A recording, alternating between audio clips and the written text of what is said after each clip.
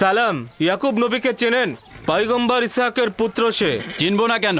তিনি এবং তার সন্তান তো ফাদ্দানের কল্যাণের প্রতীক। আচ্ছা, এখন তাকে কোথায় পাওয়া যাবে? তার মামা এখানকার গভর্নর, তার কাছে যাও।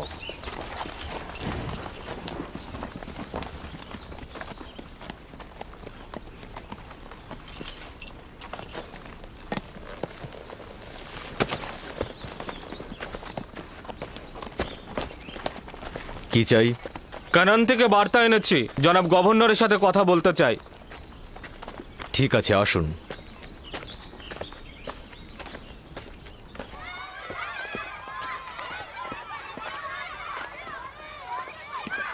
দিনে যা জি এদিকে এসো তো আমার মা।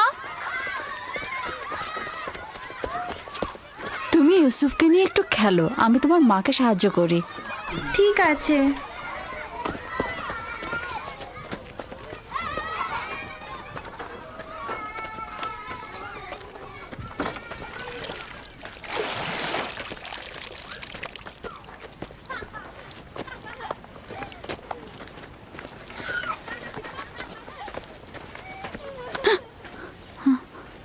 রাহেল, কোনো খবর আছে?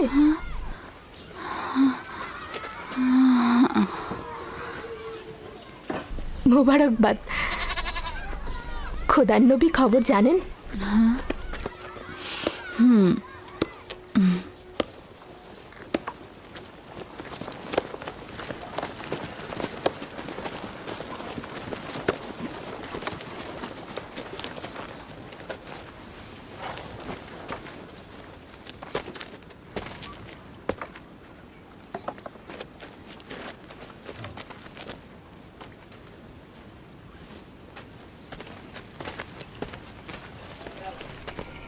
সালাম নানাজান। সালাম আব্বাজান, খোশামদেদ। সালাম, হঠাৎ করে আমাদের স্মরণ করলেন?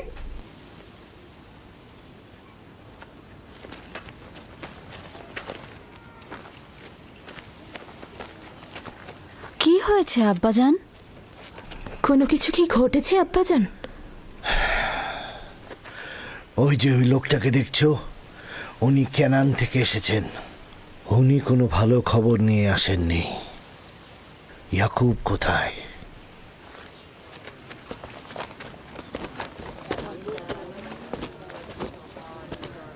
বাবা, আমার প্রিয় মামা লাবান, কি খবর? পথ ভুল করে আসেননি তো? যদিও জানি যে খবরটা তিক্ত, কিন্তু এটাই নিয়তি।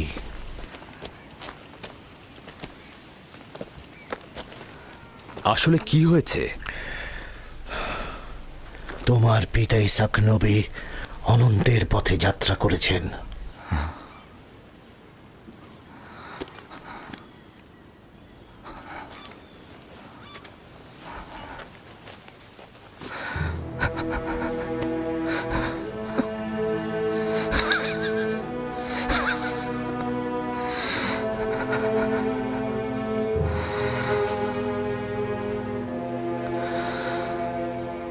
সকলে খোদার তরফ থেকে আসে, আবার তার কাছে ফিরে যায়।